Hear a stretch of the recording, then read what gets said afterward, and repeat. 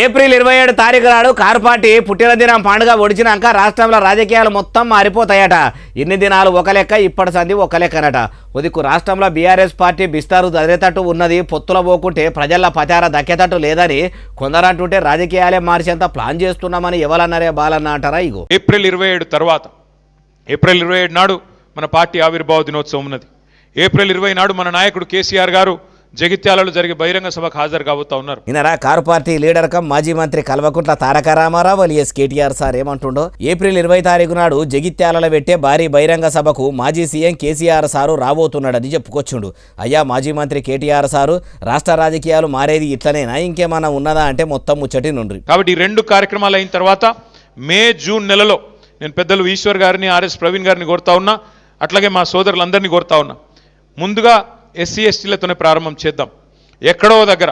అట్లాగే ఆ డిక్లరేషన్లు వీళ్ళు ప్రకటించిన రోజు కూడా మనం తప్పకుండా ప్రజలకు గుర్తు చేయాల్సిన అవసరం ఉంది. షెయి సర్కారు ఎన్నికల ముంగట ప్రచారం చేసుకుంటా పోయిన కాడల్లా ఓ డిక్లరేషన్ ప్రకటించింది కాబట్టి ఏలుబడలకు వచ్చి 2 ఏళ్ల అర్థం అవుతున్నా ఎల్లయ్య గొంగడి ఏడున్నదంటే వేసిన కాడనే ఉన్నది అన్నట్టు చేస్తుండ్రని ఓ పారి ఎరక చేయాలని చెప్పుకొచ్చిండట. ఇంకా ఏడేడ మీటింగులు పెట్టబోతున్నారో చెప్పుండ్రి సారు. చేవెళ్ళ డిక్లరేషన్, మహిళా డిక్లరేషన్ ఏదైతే చేసినారో, వరంగల్లో రైతు డిక్లరేషన్, యువజన డిక్లరేషన్ హైదరాబాద్లో, విద్యార్థి డిక్లరేషన్ ఇక్కడే, మహిళా డిక్లరేషన్, ఒక్కొక్క వర్గానికి సంబంధించి కాంగ్రెస్ చేసిన ప్రామిస్ల మీద మనం కూడా అంతే పకడ్బందీగా అవసరమైతే అదే స్థలంలో అదే పట్టణంలో బ్రహ్మాండమైన బహిరంగ సభలతో పాటు జాగృతం చేసే విధంగా ఈ 2 ఏళ్ల కార్యాచరణ రూపొందించుకుందాం. ఈయనరా 2 ఏళ్లలో షెయి సర్కార్ను చందన చేసే పని ముంగట చేసుకుందామని అవటే.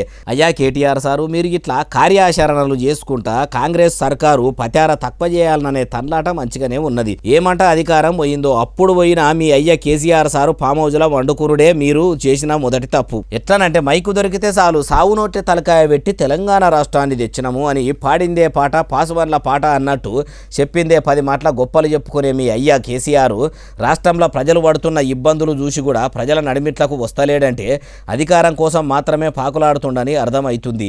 అయినా 10 ఏళ్ల ఏలుబడిల లేని పోరాటాలు, ధర్నాలు, నిరసనలు ఇప్పుడు మీరు ప్రజల కోసం ఏం చేస్తలేరు కదా, అధికారం కోసం మాత్రమే చేయబడితిరి. అయినా ఇట్లా మీరు ఎన్ని ఇద్దెలు పడ్డా మిమ్మల్ని మునుపటోలే జనం నమ్మరుగాక నమ్మరు. ఎందుకంటే ఆ నమ్మకాన్ని 10 ఏళ్ళు ఏలుబడిలా మీరే పొడగొట్టుకుండ్రు అంటుండ్రు ఈ ముచ్చటిన్నోళ్ళు.